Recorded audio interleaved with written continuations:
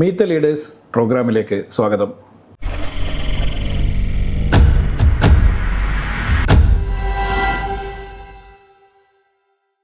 പിന്നെ ഇങ്ങനെ പുതിയ പ്രൊജക്റ്റിനെ എന്താണ് പുതിയ പ്രൊജക്റ്റിൽ ടീംസേ പറയട്ടെ, എന്താണ് പുതിയ പ്രൊജക്റ്റ് എന്നുള്ളത് പറയണ്ടേ? ഞാൻ ചോദിക്കുന്നതൊക്കെ എന്ന് വെച്ചാൽ ഇവർക്കൊക്കെ ക്രിസ്തുവിൻ്റെ മുമ്പിൽ നിൽക്കുമ്പോൾ ഒരു ആത്മപരിശോധന. BJP അധികാരത്തിൽ വരികയും ചെയ്താൽ പിന്നെ കോൺഗ്രസ് ഉണ്ടാവില്ല കേരളത്തിൽ. നമ്മുടെ ആളുകൾക്ക് മറ്റുള്ള കാര്യങ്ങളിൽ കുറ്റം പറയാനും ഗുപ്തമായ കാര്യങ്ങളെ അന്വേഷിക്കാനുമുള്ള ഒരു ത്വര കൂടുതലാണ് മലയാളികൾക്ക്. മന്ത്രിമാർ തർക്കമുണ്ടാക്കണമെന്നും വീഴ്പ്പലക്കണമെന്നും നടുറോട്ടിലാണ്. ഞാൻ ആ കാര്യത്തിൽ ദുഃഖിതനാണ് യഥാർത്ഥത്തിൽ. ഒന്ന് പറഞ്ഞ് രണ്ടാം വാക്കിനും ഒരു പിണറായി വിജയനെ വിളിക്കുക, ഒന്നും പറ്റില്ല പിണറായി വിജയൻ്റെ അച്ഛനെങ്കിലും വിളിക്കുക. ഒരു അവിടെ പോയി രാഹുൽ ഗാന്ധി പറയുമ്പോൾ പോയി ഇതൊക്കെ വിളിച്ച് ഗാന്ധി പ്രതിമയുടെ മുമ്പിൽ നിൽക്കാമെന്ന് പറഞ്ഞാൽ വേറൊരു പണി പറ്റണില്ല. ബഡ്ജറ്റ് അവതരിപ്പിക്കലോ ചെയ്താലല്ല പ്രശ്നം, എക്സിക്യൂഷൻ. ഇനി ഒരു തെരഞ്ഞെടുപ്പിൽ ശക്തമായ ഭൂരിപക്ഷത്തോടുകൂടി തിരിച്ചു വരാണെങ്കിൽ നിങ്ങൾ ഭയപ്പെടേണ്ട, നമുക്കൊരു തെരഞ്ഞെടുപ്പ് ചർച്ച നടത്തേണ്ടി വരില്ല.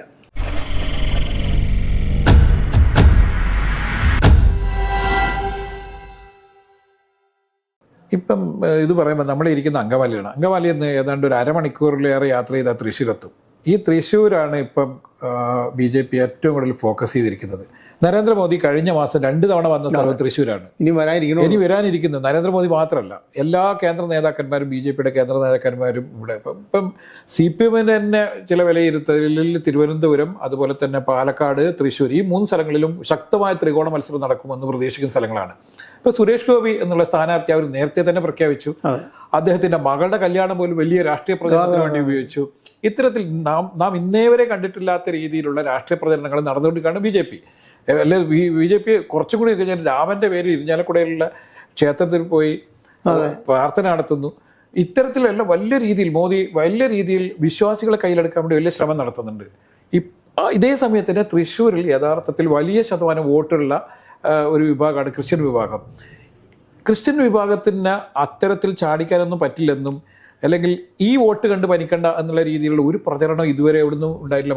മതമേലധ്യക്ഷന്മാരുടെ ഭാഗത്തുനിന്നും ഉണ്ടായിട്ടില്ല. നമുക്കറിയാം മണിപ്പൂർ പോലെയുള്ള സ്ഥലങ്ങളിൽ ഇപ്പോഴും വലിയ വിഷയങ്ങൾ നടന്നുകൊണ്ടിരിക്കുമ്പോഴും, മണിപ്പൂർ എന്ന് പറയുന്നത് ഇന്ത്യൻ്റെ ഭാഗമാണ്, ഇന്ത്യയിലെ അവധി ജനവിഭാഗം വലിയ രീതിയിൽ പ്രതിസന്ധി നേരിടുമ്പോഴും കൃത്യമായ ഒരു മറുപടി കൊടുക്കാൻ വേണ്ടിയിട്ട് ഇവിടെ തയ്യാറാവുന്നില്ല. അതിൻ്റെ കാരണം എന്തായിരിക്കും?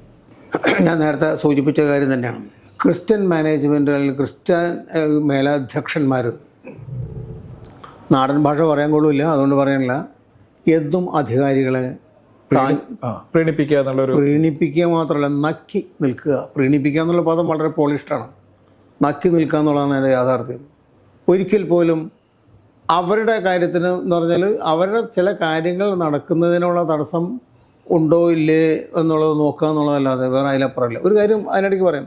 ഇന്ദിരാഗാന്ധി മാറി ജനതാ പാർട്ടി അധികാരത്തിൽ വന്നു കഴിഞ്ഞപ്പോൾ ഈ ആളുകളൊക്കെ തന്നെ ഒന്ന് ജനതാക്കാരെ സ്തുതിക്കാൻ നടന്നത്. കേരളത്തിലില്ല, കേരളത്തിൽ കോൺഗ്രസ്സാണ്. ഈ പറഞ്ഞ മതമേലധ്യക്ഷന്മാരൊക്കെ ജനതാ പാർട്ടിയുടെ ആൾക്കാരെ ബന്ധപ്പെടുക, ശരിക്കും അങ്ങനെയൊക്കെ ഒക്കെ ഒരു അവരാണ് രക്ഷിക്കാൻ പോകണമെന്നുള്ള മട്ടിലായി. ഒരു വാക്ക് അങ്ങനെ ഇപ്പോഴത്തെ പുതിയ കോണ്ടെക്സ്റ്റിൽ പറയാൻ പറ്റില്ല. അത് അല്ലെങ്കിൽ പൗരുഷത്വം എന്നൊക്കെ നമ്മൾ പറയുന്ന വാക്ക് പ്രയോഗിക്കാൻ ഇപ്പോൾ പാടില്ലല്ലോ, കാരണം അവർ ശരിയല്ലാത്തതുകൊണ്ട്. ഒരു കറേജിയസ് ആയിട്ടുള്ളൊരു സംഗതി ചെയ്യാനോ അവർ ആത്മാർത്ഥമുള്ളവരാണെങ്കിൽ, അവർ ഒരു ക്രിസ്തുവിൻ്റെ അത്തരത്തിലുള്ള ഒരു പോരാട്ടക്കാരാണെങ്കിൽ, ക്രിസ്തു പോരാളിയാണ്, ലോകം കണ്ട ഏറ്റവും വലിയ പോരാളിയിൽ ഒരാളാണ്. എല്ലാ സംഗതിയും അന്നത്തെ വ്യവസ്ഥിതിക്കെതിരായിട്ടും അന്നത്തെ പോരാടി രക്തസാക്ഷി വഹിച്ച വലിയ ഒരാളാണ്. ഈ നേതാവാണ്. ലോകം മുഴുവൻ അറിയപ്പെടുകയും ലോക നേതാവായിട്ട് ഇന്ന് അംഗീകരിക്കുകയും ചെയ്യുന്ന വേറൊരു ആളില്ല. ഒരു മതപരമായ അതിന് ശേഷമില്ല, അതിന് മുന്നേ ഇല്ല, ഒട്ടുമില്ല. അപ്പം മതപരമായ മതമേലധ്യക്ഷന്മാർക്കെതിരായി പോരാടുകയും അദ്ദേഹത്തിൻ്റെ വിശ്വാസം ഇന്നതാണെന്ന് പറഞ്ഞുകൊണ്ടുള്ള കാര്യത്തിൽ പോരാടുകയും സ്വയം അർപ്പിച്ച ഒരു വ്യക്തി. നമ്മുടെ നാട്ടിൽ അതിനേക്കാൾ ഉദാത്തമായ രീതിയിൽ ചിലപ്പോൾ പറയുന്ന ബുദ്ധൻ ഉണ്ടാവും. ബുദ്ധനുണ്ട്. ബുദ്ധൻ ലോക നേതാവായിട്ടില്ല. ബുദ്ധനും അല്ല മഹത്വം ബുദ്ധനുണ്ട്. പുതിയ സംഗതികളൊക്കെ അവതരിപ്പിക്കുന്നതിൽ ബുദ്ധനാണ് കുറേ കൂടി ശ്രേഷ്ഠം അവതരണങ്ങളിലൊക്കെ തന്നെ.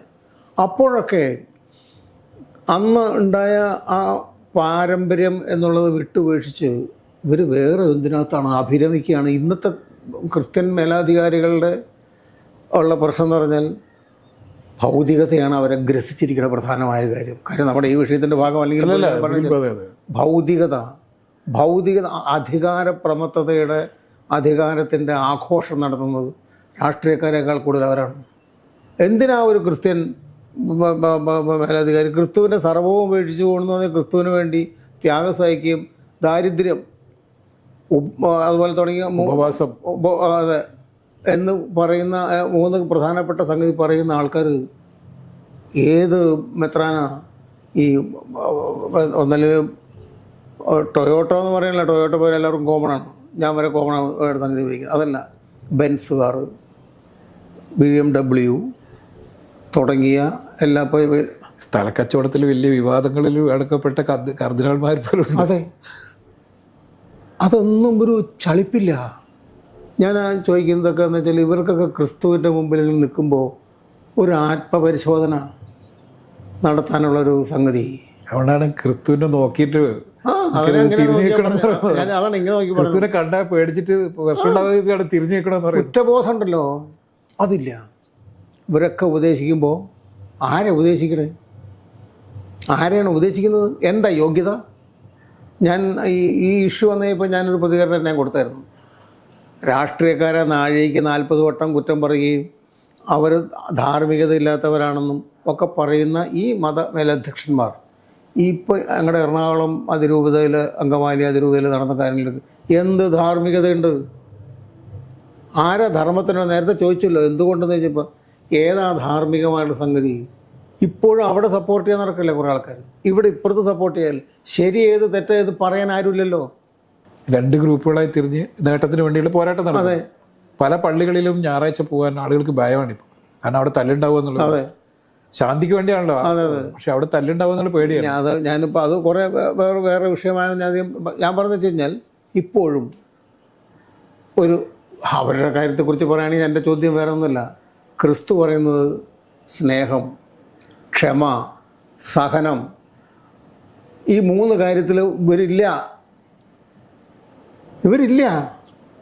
ഇവർക്ക് ക്ഷമിക്കാൻ മേല. അങ്ങോട്ടും ഇങ്ങോട്ടും ശത്രുവിനെ ക്ഷമിക്കാൻ, സ്നേഹിക്കാൻ പറയുന്നത് ക്രിസ്തുവിൻ്റെ ആൾക്കാർക്ക് ശത്രുവാണ് നിങ്ങളുടെ കൂടെ നിന്ന് പണിയുന്ന ആൾക്കാർ. ഞാൻ ഈ ഇരുപക്ഷത്തോട് ചോദിച്ചിട്ടുണ്ട്, ക്ഷമിച്ചൂടെ? നിങ്ങൾ അങ്ങോട്ട് ക്ഷമിച്ചാൽ തീർന്നല്ലേ ഉള്ളൂ. പക്ഷെ ക്ഷമിക്കാൻ ഒരു സൊല്യൂഷൻ ഇരുന്ന് സംസാരിക്കുന്നില്ല, ഇരിക്കാൻ പറ്റില്ല അവർക്ക്. ഞാൻ ഇപ്പോഴും മനസ്സിലാക്കണമെന്ന് പറഞ്ഞാൽ ഈ പോപ്പിൻ്റെ അടുത്ത് ഇവർ പറയുന്ന കാര്യങ്ങളെല്ലാം അവിടെ പറയുന്നതാണ് അവർ പറയുന്നത്. എന്തൊരു വിരോധാഭാസം.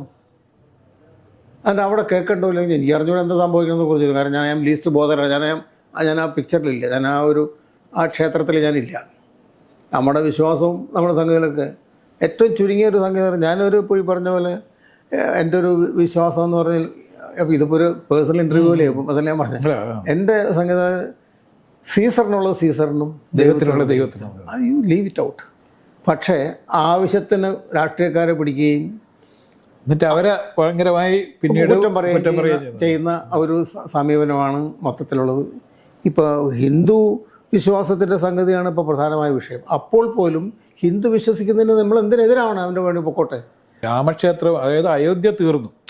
ദീർഘകാലമായ അയോധ്യനെ കുറിച്ചാണ് പറഞ്ഞുകൊണ്ടിരുന്നത്. അത് അവിടെ അവസാനിച്ചു. ഇനി അതിനെക്കുറിച്ച് പറയാൻ പറ്റില്ല. അപ്പോൾ അടുത്ത വിഷയം എടുക്കുകയാണ്. ഗ്യാൻ ബാപ്പി അടുത്തെടുത്തു. അതെ. അപ്പോൾ ഇനി ദീർഘകാലം അവർക്ക് ഭരണത്തിൽ നിൽക്കാൻ വേണ്ടിയിട്ടുള്ള അടുത്ത ആയുധമാണ്. പക്ഷെ ഞാൻ നേരത്തെ ചോദിച്ചു, ഇത്തരത്തിലുള്ള വിഷയങ്ങൾ വീണ്ടും വീണ്ടും ആവർത്തിക്കുമ്പോൾ നേരെ എതിർ നിൽക്കേണ്ട, അല്ലെങ്കിൽ ഇതിനോട് താല്പര്യമില്ലാത്ത സോഷ്യലിസ്റ്റുകളും കോൺഗ്രസും സോഷ്യലിസ്റ്റ് ആശയം പിന്തുടരുന്നവരാണ്. ഇവർ ഒരുമിച്ച് നിൽക്കണ്ടേ എന്നുള്ള ചോദ്യം. നിൽക്കാനായിട്ടൊരു വിശാലത ഉണ്ട്. അല്ല, അത് ഉണ്ടാക്കിയില്ലെങ്കിൽ വരാൻ പോകുന്ന അപകടത്തെക്കുറിച്ച് നിങ്ങളോട് ഞാൻ പറയണം. നിങ്ങൾ എൻ്റെ കൂടെ ഇരിക്കുക എന്ന് പറയുമ്പോൾ ചിലപ്പോൾ എനിക്കൊന്ന് ഒതുങ്ങേണ്ടി വരും. ഞാൻ ഒതുങ്ങാൻ തയ്യാറാണ്. നിങ്ങളെവിടെ ഇരിക്കട്ടോ എന്ന് പറഞ്ഞാൽ നിങ്ങൾ എവിടെ ഇരിക്കും? അത് ഇരിക്കാൻ പറയുന്നവൻ്റെ ചുമതലയാണ് എവിടെ ഇരുത്തണം എന്നുള്ളത്. നിങ്ങൾ എവിടെയെങ്കിലും ഇരുന്നെന്ന് പറയാൻ വേണ്ടി ഞാൻ പറയേണ്ട കാര്യമില്ല. ഒരു ഇരിപ്പിടമുണ്ടാക്കി ഇരിക്കാൻ പറഞ്ഞില്ല, അതിന് അക്കോമഡേറ്റ് ചെയ്യുന്നുണ്ട്. എവിടെയാണ് കോൺഗ്രസ് അക്കോമഡേറ്റ് ചെയ്യുന്നത്? അവർ ചെന്ന് ബീഹാറിൽ പോയി വേളം ഉണ്ടാക്കാൻ സീറ്റ് ഞങ്ങൾക്ക് കൂടുതൽ വേണമെന്ന് പറഞ്ഞിട്ട് മമതയുടെ അടുത്ത് പറഞ്ഞ് പേടിപ്പിക്കാൻ നടക്കുന്ന കാര്യമാണോ? ഇതൊക്കെ തന്നെയാണ് പരിസ്ഥിതി. They are not at all practical. ഞാൻ പറയുന്നത് BJPയുടെ ഭീകരത വലുതായിട്ട് വരികയും ചെയ്യുന്ന ഈ ഒരു സാഹചര്യത്തിൽ കേരളത്തിലെ രാഷ്ട്രീയത്തിൽ കോൺഗ്രസ്സിന് ഒരു റോളുണ്ട്. അപ്പോൾ കോൺഗ്രസ് ഇപ്പോൾ കഴിഞ്ഞ പ്രാവശ്യം ജയിച്ചു എന്നുള്ളതിൻ്റെ അടിസ്ഥാനത്തിൽ ഞാൻ പറഞ്ഞു യഥാർത്ഥത്തിൽ കോൺഗ്രസ്സുകാർ CPM കുറേ സീറ്റുകളെങ്കിലും സറണ്ടർ ചെയ്തൊക്കെ 50-50 എന്നുള്ള രീതിയിൽ ചെയ്ത് ഞാൻ പറഞ്ഞു സറണ്ടർ ചെയ്യണം. അപ്പോൾ അത് ഐക്യം സംഗീതല്ലേ ഇപ്പൊ തൃശ്ശൂർ പോലുള്ള സ്ഥലത്ത് തീർച്ചയായും വേണ്ടതല്ലേ? വേണ്ടി വരും. എങ്ങനെ പറയാൻ പാടുള്ളൂ അല്ല, പക്ഷെ എങ്കിൽ പോലും തൃശ്ശൂരിൽ വരാൻ പോകുന്ന ത്രികോണ മത്സരമാണ്. അവിടെ BJPയുടെ സ്ഥാനാർത്ഥിയായി സുരേഷ് ഗോപി ജയിച്ചു പോയാൽ രണ്ടു കൂട്ടർക്കും പിന്നെ എങ്ങനെയാണ് രാഷ്ട്രീയ പ്രവർത്തനം നടത്താൻ പറ്റുക? വലിയ വിഷയമാണ്. അപ്പോൾ പൊതുശത്രുവിനെതിരെ ഒരുമിക്കുക എന്നുള്ളത് എല്ലാ കാലത്തും നമ്മൾ കണ്ടിട്ടില്ല രാഷ്ട്രീയത്തിൽ. എന്തുകൊണ്ടാണ് അത്തരത്തിലൊരു ചർച്ച പോലും നടക്കാത്തത്? നമുക്ക് അങ്ങനെ ചെയ്യാലോ. അതെ, ചർച്ച നടക്കാത്തതിൻ്റെ കാര്യം പറയുമ്പോൾ വെച്ചാൽ ഒരു കാര്യം, ഒരു രാഷ്ട്രീയമായ വിലയിരുത്തുമ്പോൾ, കേരളത്തെ വിലയിരുത്തുമ്പോൾ ഇക്കുറി കേരളത്തിലെ സീറ്റുകളിൽ കഴിഞ്ഞ തവണത്തെ ആവർത്തിക്കുകയാണെങ്കിൽ BJP അധികാരത്തിൽ വരികയും ചെയ്താൽ പിന്നെ കോൺഗ്രസ് ഉണ്ടാവില്ല കേരളത്തിൽ. ഞാൻ പറഞ്ഞത് ജയിച്ചാൽ അത് കോൺഗ്രസ്സുകാരാണ് ഭൂരിപക്ഷം ജയിക്കുന്നതെങ്കിൽ, അല്ലെങ്കിൽ കഴിഞ്ഞ തവണത്തെ ആവർത്തിക്കുകയാണെങ്കിൽ ഇല്ലാതെ ആവണത് CPM അല്ല, അല്ലെങ്കിൽ LDF അല്ല, കോൺഗ്രസ് ആയിരിക്കും. ഞാൻ പറഞ്ഞ പെട്ടെന്നൊരു ദഹിക്കാനൊരു ബുദ്ധിമുട്ടുള്ള പ്രശ്നമായിരിക്കും. പക്ഷേ എന്താ കാരണം വെച്ചാൽ സംഭവിക്കാൻ പോണത്, പ്രായോഗികമായി സംഭവിക്കാൻ പോണതാണ്. എന്തുകൊണ്ടെന്ന് പറഞ്ഞാൽ കോൺഗ്രസ്സുകാർക്ക് പിന്നെ മനസ്സിലാവും ഞങ്ങൾ കോൺഗ്രസിനൊക്കെ വോട്ട് ചെയ്തെങ്കിലും ഇതാണ് അവിടെ മുകളിലുണ്ടാവില്ല, അപ്പോൾ സംഗതി മനസ്സിലാവുന്ന പറഞ്ഞിട്ടുണ്ട്. എക്സിസ്റ്റൻസാണ് പിന്നെ അവരൊക്കെ തന്നെ. എത്ര കോൺഗ്രസ് നേതാക്കന്മാർ BJP പോയിക്കൊണ്ടിരിക്കുന്നു. അപ്പോൾ അത് ഇപ്പോൾ നേതാക്കന്മാരാണെങ്കിൽ ഈ തെരഞ്ഞെടുപ്പ് വീണ്ടും കോൺഗ്രസ്സിന് സീറ്റ് കിട്ടുകയും കേരളത്തിൽ നിന്ന് കോൺഗ്രസ്സിന് സീറ്റ് കിട്ടുകയും BJP അവിടെ അധികാരത്തിൽ വരികയും ചെയ്യുകയാണെങ്കിൽ നഷ്ടം കോൺഗ്രസ്സിനാണ്. ഇവിടെ ജയിച്ചു എന്നുള്ളതിൻ്റെ പേരിൽ നിൽക്കില്ല. കാരണം അതിനകത്ത് ഒരു സ്ട്രോങ് ആയിട്ടൊരു നിലപാട് സ്വീകരിക്കാൻ കോൺഗ്രസ് നേതൃത്വത്തിന് കഴിയില്ല. കോൺഗ്രസ്സിൽ ആരാ നേതൃത്വം BJPക്ക് എതിരായിട്ട് പറയാൻ നിൽക്കാൻ പോണ? K. സുധാകരനോ? അതാണ് ചോദിക്കുന്നത്. ഒറ്റാമത്തെ K. സുധാകരനാണോ പറയാൻ പോണത്? അതുപോലെ തന്നെ മറ്റു നേതൃത്വത്തിൻ്റെ ആൾക്കാരൊക്കെ തന്നെ KC വേണുപോലെ ചിലപ്പോൾ സ്റ്റാൻഡിന് വേണ്ടി പറയുമായിരിക്കും. ആർക്കാ പിന്നെ പറയാൻ പറ്റുക? ഇവരൊക്കെ പറഞ്ഞിട്ടുള്ള കോൺഗ്രസിൻ്റെ നേതാക്കന്മാരൊക്കെ നോക്കിക്കേ. ഇതൊക്കെ കരുണാകരൻ്റെ ഒരു കാരിസ്മ നമ്മളിപ്പോൾ ഓർക്കണം. കോൺഗ്രസ്സുകാർ മാനേജ് ചെയ്തു. എന്തുകൊണ്ട് കേരളത്തിൽ BJPക്ക് ആദ്യം കാലത്ത് ഉണ്ടാകുക എന്ന് പറഞ്ഞാൽ ഞാൻ പറയും കോൺഗ്രസ്സിൽ അന്ന് കരുണാകരൻ്റെ വലിയൊരു റോളുണ്ട്. തീർച്ചയായും. ഇപ്പോൾ ഈ കോൺഗ്രസ്സുകാർ മനസ്സിലാക്കുന്നില്ലല്ലോ കോൺഗ്രസിൻ്റെ ബൗദ്ധികമായ പരാജയം, കോൺഗ്രസിൻ്റെ പ്രായോഗികമായ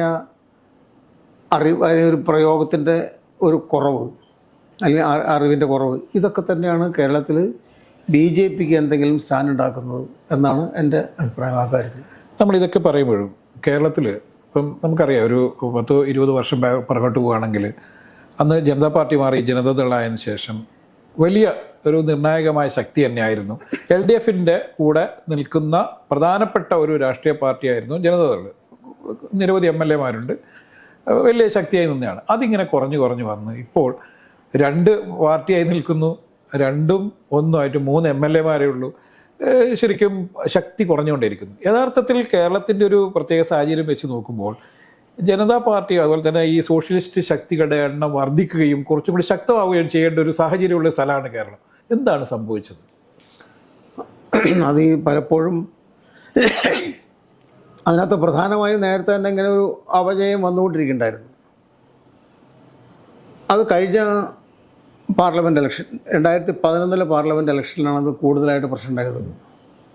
അന്ന് ഒരു വിഭാഗം അത് CPMൻ്റെ ഭാഗത്തുള്ള ഒരു പ്രശ്നം കൊണ്ട് വന്നിട്ടുള്ളതാണ്. ഈ പറഞ്ഞ ഈ ആരും ഇരിക്കുന്ന സീറ്റിൽ ഒതുങ്ങാൻ തയ്യാറല്ല, വിട്ടുകൊടുക്കണമെന്ന് ഞാൻ പറയില്ല.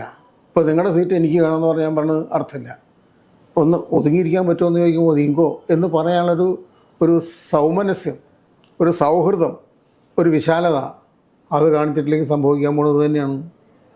ഒരു കാര്യം കടത്തി പറയാമെന്ന് പറഞ്ഞു കഴിഞ്ഞാൽ നേരിട്ട് CPMലേക്ക് വരാനുള്ള ആളുകളുടെ ഒരു വൈമുഖ്യം, ആ ഒരു സെക്കൻഡ് ഓപ്ഷനിൽ കണ്ടിരുന്നത് അന്ന് ജനതാ പാർട്ടിൻ്റെ, അതെ ജനതാദളിലാണ്. അതിനൊരു ഇടമില്ലാതെ ഇപ്പോൾ അതും അതിൻ്റെ ഒരു ദോഷമാണ്.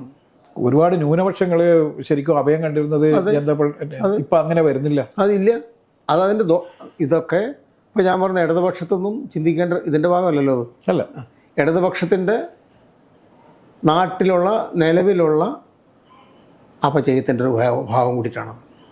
ഞാൻ വേറെ കാര്യങ്ങൾ ഇപ്പോൾ അത്തരത്തിൽ ഞാൻ ഇതുമായിട്ട് ബന്ധപ്പെട്ട അല്ലെങ്കിൽ പോലും ഈ ഇപ്പം സാറ് KSRTC ട്രാൻസ്പോർട്ട് വകുപ്പ് മന്ത്രിയായിരുന്ന ആളാണ്. ആ സമയത്താണ് പലതരത്തിൽ KSRTCയിൽ കുറച്ചും കൂടി ഈ കോംപ്ലക്സുകളൊക്കെ ഉണ്ടാക്കി അതിനെ ലാഭത്തിലേക്ക് ആക്കാൻ വേണ്ടിയുള്ള വലിയ ശ്രമങ്ങൾ നടത്തി നന്നായി ശ്രമിച്ച ഒരു മന്ത്രി കൂടിയായിരുന്നു. പക്ഷേ നമ്മൾ ഈ ഇരിക്കുന്ന അതെ ഈ സിനിമ അതെ അങ്കമാലിയിലെ പഴയ എൻ്റെ മനസ്സിലുള്ള ബസ് സ്റ്റാൻഡ് എന്ന് പറഞ്ഞാൽ ഏറ്റവും വൃത്തിഹീനമായ ബസ് സ്റ്റാൻഡായിരുന്നു, ഏറ്റവും മോശം ബസ് സ്റ്റാൻഡായിരുന്നു. പക്ഷേ ഇന്ന് ഏറ്റവും വൃത്തിയുള്ളതും നല്ല ബിൽഡിംഗ് ഒക്കെ ഉണ്ട്, അത്യാവശ്യം എല്ലാ വാടക കൊടുക്കുകയൊക്കെ ചെയ്ത് വലിയ വരുമാനമൊക്കെ വരുന്ന സ്ഥലമാണ്. അപ്പോൾ KSRTCൻ്റെ അത്തരത്തിലുള്ള വരുമാനം ഉണ്ടാക്കാനുള്ള ശ്രമങ്ങൾ അവസാനിച്ചു, പിന്നീട് അതിന് മുന്നോട്ട് പോയില്ല. ഇപ്പോൾ ഉള്ളൊരു വലിയ വിവാദം ഇത് മോഡിഫിക്കേഷൻ, അതായത് ഇലക്ട്രിക്കൽ ബസ് വാങ്ങുന്നതുമായി ബന്ധപ്പെട്ട് മന്ത്രിമാർ തമ്മിൽ വലിയ LDFിൽ തന്നെ ഒരു മന്ത്രി മാറി മറ്റൊരു മന്ത്രിയാവുന്ന സമയത്തേക്ക് വലിയ തരത്തിലുള്ള അഭിപ്രായ വ്യത്യാസങ്ങളൊക്കെ ഉണ്ടാകുന്നു, പലതരത്തിലുള്ള പ്രശ്നങ്ങളുണ്ടാകുന്നു.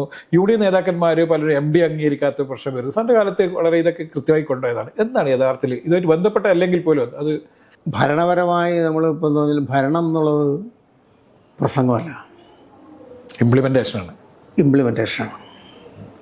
അതിനകത്ത് ഇപ്പോൾ ഈ പറഞ്ഞ ഒരേ രീതിയുണ്ട് അതിനകത്ത്. അതായത് ഡൈവേർജിങ് ആയിട്ടുള്ള വ്യൂസ് ഉണ്ടാവാം, ഡിഫറൻ്റ് ആയിട്ടുള്ള ആറ്റിറ്റ്യൂഡ് ഉണ്ടാവാം, അതുപോലെ തന്നെ അതിൻ്റെ പ്രയോഗത്തിൻ്റെ രീതിയിലുള്ള ഇംപ്ലിമെൻറ്റേഷൻ്റെ ഉള്ള മാർഗങ്ങൾ എന്താണെന്നെ കുറിച്ച് ആലോചിക്കുന്നതിലൊക്കെ വ്യത്യസ്തം പോയി. നിങ്ങളത് കേൾക്കുകയും ഇപ്പോൾ ഞങ്ങളുടെ കാലത്തും അത്തരത്തിലുള്ള ഈ പ്രശ്നങ്ങളുണ്ട്. നമ്മൾ സെറ്റിൽ ചെയ്യാനിരിക്കുകയല്ലേ, നമ്മൾ സെറ്റിൽ ചെയ്യാനിരിക്കുക, സംസാരിക്കുക. ഞാൻ അന്നത്തെ MD ആയിട്ടിരുന്ന ആൾക്കാരായിട്ടും ഞാൻ വഴക്കുണ്ടാക്കിയിട്ടുണ്ട് ഞാൻ. പക്ഷേ അത് സെറ്റിൽ ചെയ്യാന്ന് പറഞ്ഞാൽ പിന്നെ എന്തിനും ഒരു പരിഹാരം. അത് പൊതുവേദിയിലല്ലല്ലോ, അല്ലല്ല, ഇപ്പോൾ പലപ്പോഴും പൊതുവേദിയിലേക്ക് അത് മൊത്തത്തിലുള്ള ഒരു അൺഹെൽത്തി രീതിയല്ലേ, അത് അൺഎത്തിക്കലാണ്. ഒറ്റ കമൻറ്റ് പറയുകയാണെങ്കിൽ അൺഎത്തിക്കൽ. ഒരിക്കലും അങ്ങനെ വരാൻ പാടില്ലാത്ത സംഗതിയാണ്. അങ്ങനെയാണ് ചെയ്യേണ്ടതൊക്കെ. മന്ത്രിമാർ തർക്കമുണ്ടാക്കണമെന്നും വീഴ്പ്പലക്കണമെന്നും നടുറോട്ടിലാണ്. ആറ്റിറ്റ്യൂഡിന് വ്യത്യാസം ഉണ്ടാവാം, there may be an attitude difference ഉണ്ടാവാം. പക്ഷേ അത് അലക്കേണ്ടത് റോട്ടിലല്ല, അതിൽ പബ്ലിക്കിലില്ല. ഞാൻ അന്നുണ്ടായ ഒരു ഇഷ്യൂ പറയേണ്ട കാര്യമല്ലെങ്കിലും ആ തരത്തിലുള്ള ഇഷ്യൂലൊക്കെ വരുമ്പോൾ തന്നെ അങ്ങനെയാണ് ഞാൻ പറഞ്ഞിട്ടുള്ളത്. We should not take the linen to wash in public. You can have it personal level എവിടെയെങ്കിലും കൊണ്ട് ചെയ്യാന്നുള്ളതല്ലാതെ അഭിപ്രായ വ്യത്യാസം എല്ലായിടത്തും ഉണ്ടാകും. യൂണിയൻകാരുടെ തർക്കമുണ്ടാക്കിയിട്ടുണ്ട്, അവരായിട്ടൊക്കെ വെല്ലുവിളിയും കാര്യങ്ങളൊക്കെ ഉണ്ടാവും, എല്ലാം നടക്കും. അത് ഇതിൻ്റെ ഭാഗമാണ്. നമ്മുടെ വീടുകളിൽ തന്നെ നമ്മൾ പറഞ്ഞുകൊണ്ട് നടക്കുന്ന എല്ലാ കാര്യങ്ങളും. പിന്നെയാണ് നമ്മൾ ഇത്രയും ഡൈവേർജൻ്റ് ആയിട്ടുള്ള ഒരു സിറ്റുവേഷൻ തന്നെയല്ല ഒരു ക്രൂഷ്യൽ ട്രാൻസ്പോർട്ട്. പിന്നെ ഒരു കാര്യം നമ്മുടെ ജനങ്ങൾ മനസ്സിലാക്കാത്തതിൻ്റെ ഒരു കാര്യം എന്ന് കഴിഞ്ഞാൽ, ലോകത്ത് എത്ര സ്ഥലത്ത് പബ്ലിക് ട്രാൻസ്പോർട്ട് പ്രോഫിറ്റബിളായി നടക്കണമെന്ന് ആരെങ്കിലും പറയുന്നുണ്ടോ? ഇല്ല, നമ്മളെ തൊട്ടടുത്ത തമിഴ്നാട്ടിൽ പോലും ലാഭകരമൊന്നും അല്ലല്ലോ. അല്ല, പക്ഷേ അവിടെ ഇത്തരത്തിലുള്ള പ്രശ്നങ്ങളില്ല. അവിടെ വിഭജിച്ച് പിന്നെ വിവിധ കോർപ്പറേഷനുകളിലാക്കി അവർ തമ്മിൽ കോമ്പറ്റീഷൻ നടത്തി അങ്ങനെയൊക്കെ കൊണ്ടുവന്നത്. ഇവിടെ എന്താ പ്രശ്നം? ഇപ്പോൾ ഈ സ്വിഫ്റ്റ് വന്നപ്പോൾ തന്നെ എന്തെല്ലാം പ്രശ്നങ്ങളുണ്ടായി. അതിനകത്ത് ഒരു കാര്യം എന്ന് പറഞ്ഞാൽ, നമ്മുടെ ആളുകൾക്ക് അറിയാതെ പോകുന്നൊരു കാര്യം, നേതാക്കന്മാർ പറയാതെ പോകുന്നൊരു കാര്യം, കേരളത്തിലെ ട്രാൻസ്പോർട്ട് സിസ്റ്റത്തിൽ 33% താഴെയാണ് പബ്ലിക് സെക്ടറിൻ്റെ ഇൻവോൾവ്മെൻറ്റ്. 30% ഇല്ല. കാരണം ഞങ്ങളുടെ കാലത്ത് ഉണ്ടായിരുന്ന 13% എന്നുള്ളത് 23-25% ആയി. 30% കൃത്യമാണ്. ഞാനിപ്പോഴത്തെ കണക്ക് കൃത്യമാണെന്ന് വെച്ചിട്ടില്ല. അതായത് പബ്ലിക് ട്രാൻസ്പോർട്ട് സിസ്റ്റം നമ്മുടെ ഓൺഡ് ബൈ ദ ഗവൺമെൻറ്. ആ സമയത്ത് കർണാടകയിൽ എത്രയെന്നറിയോ? 83% is owned by the state. തമിഴ്നാട്ടിൽ ഏതാണ്ട് ഒരു കംപ്ലീറ്റ് അതാണ്. അത് it is fully own by the. അവിടെ ലാഭനഷ്ടത്തെ കണത്തെക്കുറിച്ച് ഇറ്റ്സ് ഒരു സർവീസ്, ജനങ്ങൾക്ക് ഏറ്റവും കൂടുതൽ ഉപകാരപ്രദമാക്കുക ഒരു സർവീസ്. നമ്മുടെ നാട്ടിലെ ആൾക്കാർ എന്താ ചെയ്യുന്നത്? അവിടെ ഒരു KSRTC ബസ്സിൻ്റെ വില കേട്ടോ 10 രൂപ മാത്രമേ ഉള്ളൂ ബുക്ക് വാല്യൂ. ഇത് അറിയാൻ പാടില്ലാത്ത അവക്കമായ അഭിപ്രായങ്ങളാണ്. നമ്മൾ നേരത്തെ പറഞ്ഞ പോലെ മാധ്യമങ്ങളിൽ പോലും പറയുന്ന ഓരോ സംഗതികളൊക്കെ തന്നെ ശുദ്ധ ഭോഷ്ക്ക് പറയുന്ന ആൾക്കാർ. നമ്മുടെ ആളുകൾക്ക് മറ്റുള്ള കാര്യങ്ങളിൽ കുറ്റം പറയാനും ഗുപ്തമായ കാര്യങ്ങളെ അന്വേഷിക്കാനുമുള്ള ഒരു ത്വര കൂടുതലാണ് മലയാളികൾക്ക്. എന്താണ് ശരി എന്നുള്ളതിനെക്കുറിച്ച് അന്വേഷിക്കാനില്ല, എന്താണ് തെറ്റ് എന്നുള്ളതിനെക്കുറിച്ച് അന്വേഷിക്കാനില്ല. ഞാൻ പത്രക്കാരോട് ഞാൻ ഒരിക്കൽ ചോദിച്ചു, മന്ത്രിയായിരിക്കലേ, KSRTC ബസ് അപകടത്തിൽപ്പെട്ടു. അപകടത്തിൽപ്പെട്ടു മതിയല്ലോ. അല്ല, ബസ് അപകടത്തിൽപ്പെട്ടാൽ പോരെ? KSRTC ബസ് തന്നെ അതിൻ്റെ ഐഡൻറ്റിഫിക്കേഷൻ. ഏതെങ്കിലും ബസ്സിനകത്ത്, പ്രൈവറ്റ് ബസ്സിൻ്റെ അകത്ത് പറയാറുണ്ടോ saint Martin bus, Sreedevi bus അപകടത്തിൽപ്പെട്ടെന്ന് എഴുതി കൊടുക്കും എന്ന് പറഞ്ഞാൽ നമ്മുടെ ആളുകളുടെ ഒരു ആറ്റിറ്റ്യൂഡ് അതാണ്. പിന്നെ KSRTC എന്ത് വന്നാലും നന്നാവില്ല എന്നുള്ള സംഗതി അഭിപ്രായം എല്ലാവരും പറഞ്ഞു വയ്ക്കുക. അതൊരു പൊതുബോധമായി ഉയർത്തിക്കൊണ്ടുവരും. അതൊരു പൊതുവാദമായിട്ട് നഷ്ടത്തിൽ പോകുന്നു. ഞാൻ ചോദിച്ച ചോദ്യം ഇന്ത്യ രാജ്യമല്ല, കേരളത്തിലല്ല, ലോകത്ത് എത്ര സ്ഥലത്ത് transport system, public transport system എന്ന് പറയുന്നത് ജനങ്ങൾക്ക് വേണ്ടിയാണല്ലോ. അതെ. ഇപ്പം നമുക്ക് വേണ്ട, കൊച്ചിയിൽ മെട്രോ ഓടുന്നു. കൊച്ചി മെട്രോ ഭയങ്കര ലാഭകരമായിട്ടാണ് പോകുന്നത്. ലാഭകരമായിട്ട് ഇന്ത്യയിലല്ല, ലോകത്ത് എവിടെയില്ലല്ലോ. പക്ഷേ നമുക്ക് നമ്മുടെ ഏറ്റവും അടുത്ത കൊച്ചിയാണ്. നമുക്കറിയാം കൊച്ചി അത് ദൈനംദിന പ്രവർത്തകർ നടത്തി കൊണ്ടുപോകാനുള്ള പൈസ കിട്ടുന്നല്ലാണ്ട് അതിന് ഇൻവെസ്റ്റ് ചെയ്ത പൈസയൊക്കെ തിരിച്ചു കിട്ടണമെങ്കിൽ എത്ര കാലം കഴിയണം, കിട്ടുമെന്ന് ഉറപ്പുമില്ല. പക്ഷേ അത് നമ്മുടെ നമ്മുടെ യാത്രാ സംവിധാനമൊക്കെ ഡെവലപ്പ് ചെയ്യുന്നതിൻ്റെ ഭാഗമായിട്ടാണ്. അപ്പോൾ KSRTC അതുപോലെ എന്തുകൊണ്ടാണ് കാണാത്തത്? ജീവനക്കാർ പോലും കാണുന്നില്ല അങ്ങനെ. അല്ല, ജീവനക്കാരെ കാണുന്ന പറഞ്ഞാൽ അതിനകത്ത് വേറെ കാര്യം, ജീവനക്കാരെ നമ്മൾ ശത്രുവാക്കി പ്രഖ്യാപിച്ച ഒരു കാര്യം നടത്താൻ പറ്റില്ല. ഞങ്ങളുടെ കാലത്തൊക്കെ ഞങ്ങൾ ചെയ്യുന്ന പറഞ്ഞാൽ ജീവനക്കാരെ ഞങ്ങൾ ചേർത്ത് നിർത്തുമായിരുന്നു. അങ്ങനെയാണ്. പക്ഷെ തച്ചങ്കരി MD ആയ സമയത്താണ് ഏറ്റവും കൂടുതൽ ജീവനക്കാരുടെ അത് പറയാം. ഇവരുടെയൊക്കെ ധാരണയൊക്കെ ഓരോ MDമാരും ഓരോക്കെ വരുമ്പോൾ ഇതൊക്കെ അവരുടെ വീട്ടുവകയാന്നുള്ള മട്ടിലാണ്. ഒരു കൺസൾട്ടേഷനില്ല. ഞാൻ എൻ്റെ കാലത്ത് അങ്ങനെ ആയിരുന്നിട്ടില്ല. പല കാര്യങ്ങൾ പറഞ്ഞാലും നമ്മൾ അഭിപ്രായത്തിൽ പറഞ്ഞ് വിളിക്കും. നമുക്കിന്ന സംഗതി ശരിയാവില്ല, അത് ഇന്ന കാരണം കൊണ്ട് ഇന്ന് ശരിയാകും. നമുക്ക് കൺവിൻസിങ് ആക്കണം അവരെ കൺവിൻസ് ചെയ്യണം, അല്ലാതെ പറ്റില്ല.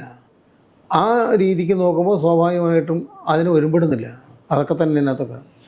KSRTC ഇപ്പം നമ്മൾ പറയുന്നത് എന്തായാലും ലാഭകരമാക്കുക എന്നതിനേക്കാളപ്പുറം കുറച്ചും കൂടി വൈവിധ്യവൽക്കരണത്തിലേക്ക് പോയിക്കൂടെ? തീർച്ചയായിട്ടും. അന്നത്തെ ഈ വൈവിധ്യം ആക്കണം എന്നുള്ളതിൻ്റെ ഭാഗമായിട്ടാണ് ഇതുപോലെ ഷോപ്പിംഗ് കോംപ്ലക്സുകൾ നഷ്ടം എന്ന് പറഞ്ഞത് എല്ലാം എഴുതുന്നുണ്ട്. അങ്കമാലിയിൽ ഷോപ്പിംഗ് കോംപ്ലക്സ് നഷ്ടമല്ല, ഇത് 33 കോടി രൂപ എന്ന് മുടക്കിയിട്ട്. നിങ്ങൾക്കൊരു കാര്യം അറിയാമോ? ഇതിൻ്റെ അഡ്വാൻസ് എമൗണ്ടായിട്ട് ഇൻട്രസ്റ്റ് ഫ്രീ ആയിട്ട് 10 കോടി രൂപ അന്ന് തന്നെ കിട്ടി. ഞാനും കൂടി ശ്രമിച്ചപ്പോൾ ഈ കാർണിവൽ കൊണ്ടുവരാൻ വേണ്ടിയിട്ട് ശ്രീകാന്ത് ഭാസി എന്ന് പറഞ്ഞ ഇതിൻ്റെ നാട്ടുകാരനാണ്, ഞങ്ങളുടെ ഇവിടെ ഉള്ളത്. ഈസ് എ വെൽ നോൺ ആള്.